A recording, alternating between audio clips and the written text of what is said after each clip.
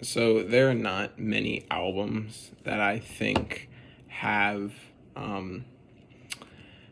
every single song is great. Like you don't need to skip it, and like every single song is so good. It's honestly kind of hard to pick favorites, especially with this one. Not many albums I think of that, but one of them that I do think is like that is "Who's Next" by The Who. I have a big connection with The Who. I've listened to them for a long time. I'm going into 11th grade and I've listened to them since 8th grade, and my dad has listened to them, well, I guess the early 80s is when he really got into them, but I mean, he was born like right when they formed. Um, and he saw them live, their farewell tour in 1982 at the Cleveland Coliseum. Me and him are gonna see them live at the Hollywood Bowl come September. So that's gonna be awesome. It is probably gonna be one of the highlights of my life so far. But I just started out with it, so they mean a lot to him, mean a lot to me. They're my favorite band. I don't think they're the best. I think the Beatles have that because obviously, but they're definitely my favorite band. I just they're so awesome, and I've listened to I've listened to a lot. I actually own Tommy, and I think the next album I'm gonna get is Who's Next on vinyl. So I'm mostly just gonna be talking about the music. If you want to know the context behind it or who produced it, I would say just look that up. I'm trying to stick to music, but it came out in 1971, August 14th. Coming up on that soon. I'm filming this on the 2nd. But it came after their big breakout album, Tommy, which was a rock opera. And this was supposed to be, but then just kind of became a normal album. This album only has 9 tracks, so I'm just going to go through each one. And it's really hard to pick favorites. I mean, there's definitely 3 highlights, the 3 biggest songs of it: Baba O'Reilly, Behind Blue Eyes, and Won't Get Fooled Again. But, I mean, one of my other favorites is Bargain. That's really high up. So I'm going to go through it. It's actually probably should have listened to this before talking about it, but I've listened to it like 6 times. So, which I don't normally listen to albums one or two there that often, but Baba O'Reilly is a great opener. I can't talk super much in depth about songs. It's just kind of not something I do well, but it's a great opener. This album, especially that song, is a great example of using a synth and it doesn't sound cheesy. Because normally, like, when synths, especially in, like, those 80s songs, they just sound cheesy, but that's a great use of it.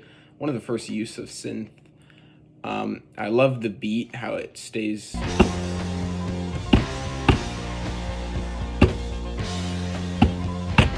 It just stays the same for most of it.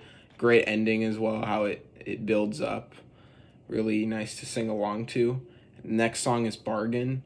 Both of these are 5 minutes, but they just do not feel like it. Especially Baba O'Reilly, but Bargain kind of has a long musical ending, but they're both awesome. They don't feel like their length. I really like Bargain. Lyrically, it's super, super nice. It's like a love song to God, apparently, that Pete Townsend wrote. And I don't know, it's just like really a nice song. The lyrics are very nice. Definitely, if you're trying to serenade someone, sing that to them. And then I like the pace change in the middle, because and that's what I like about a lot of these, is you'll have Daltrey singing, and then you'll switch it to the softer singing of Pete Townsend, which is just really nice. So after that is Love Ain't For Keeping. It's only 2 minutes. It's one of their shortest songs. I mean, normal songs, I think Miracle Cure is actually their shortest at 13 seconds, not on this album, but and it's definitely like a really basic song, as you could say. It's probably one of the more commercial ones. And it's also a nice love song with Bargain, Love Ain't For Keeping. It's a lot lighter. It's really nice to sing along to. I feel like I can belt it out and raise my voice a lot more with this one. I really like it. And I've listened to this so many times, and I've gotten used to a lot of the musical transitions, but especially the little guitar end on Love Ain't for Keeping, and then the stop, and then into the, I guess, more dramatic and loud sound of My Wife, which is it's a really funny song. It's a nice one to sing just because it's so hilarious. It's John Entwistle. I mean, I don't think many of his songs are very serious.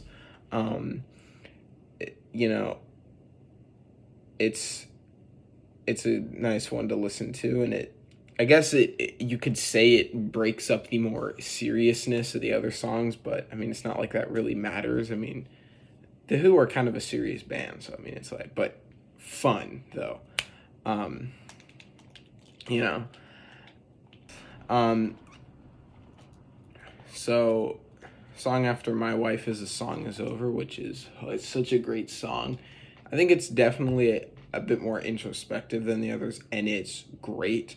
And I really like how it's slow, nice piano, and then it explodes with Daltrey singing. And it's again the contrast between Daltrey and Townsend, because Townsend is like the more introspective stuff, you know.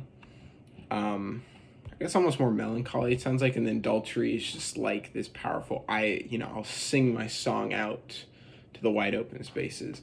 And that line is actually what my dad says, that song should be like the anthem of the U.S. national parks.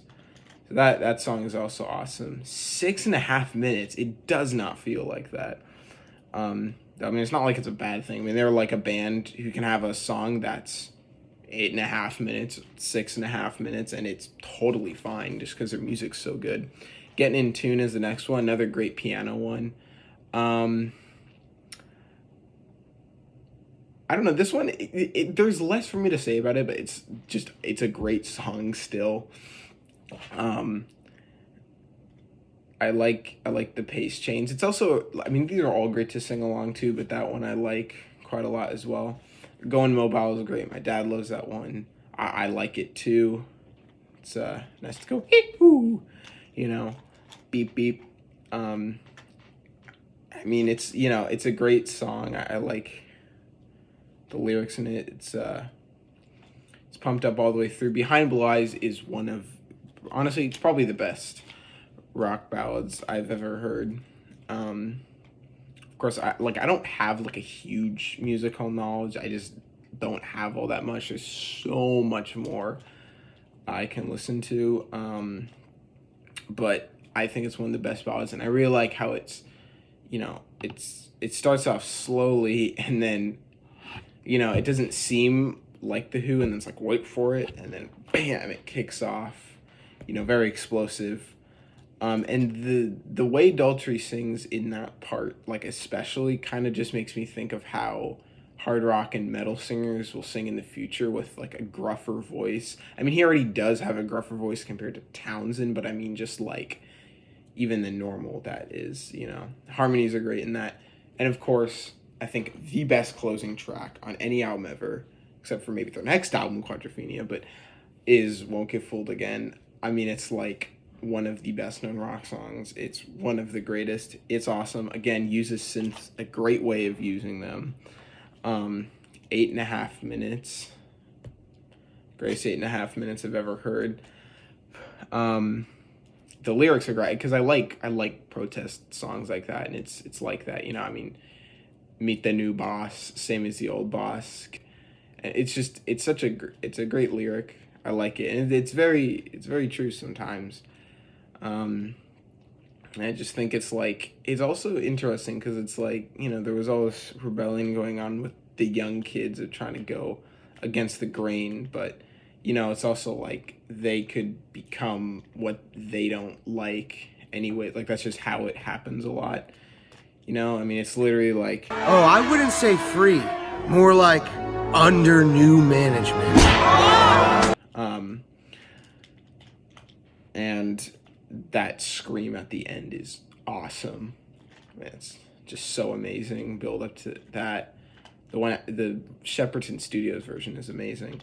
And I was at a restaurant in LA quite a week ago or something, and they had turned up the bass on all their songs. They were playing a lot of older rock songs. They had another one I actually remember is Bon Jovi, but But they had this, and I didn't know for the longest time. They had to turn the bass up, and I was like, this is really great bass. And no wonder it was John Entwistle. You know, and normally don't hear the bass as much in most songs, though with the Who you do a lot more. And I was just like, dude, his bass is so awesome. He constantly keeps it going, and it's really upbeat. It's just awesome. So that whole album is great. 44 minutes, probably the best 44 minutes ever. I mean, it's just like, it's a normal length album, but it just has so much more than most do. The lyrics are great. The music is awesome. It's just great to jam out to and jump to. And it's just never like, there's never a dull moment. It's never boring. No song in there is bad. And I really cannot pick my favorites. They're all amazing. They're just so well crafted. I do think Babel Riley Behind Blue Eyes and Won't Get Fooled Again are definitely in the top.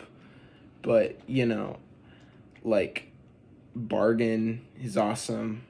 The Song Is Over is awesome. I guess the others are a little less high, but, you know, they're all great. And there's just not many albums that I think have songs like that where just every single one is awesome and it's great to listen to.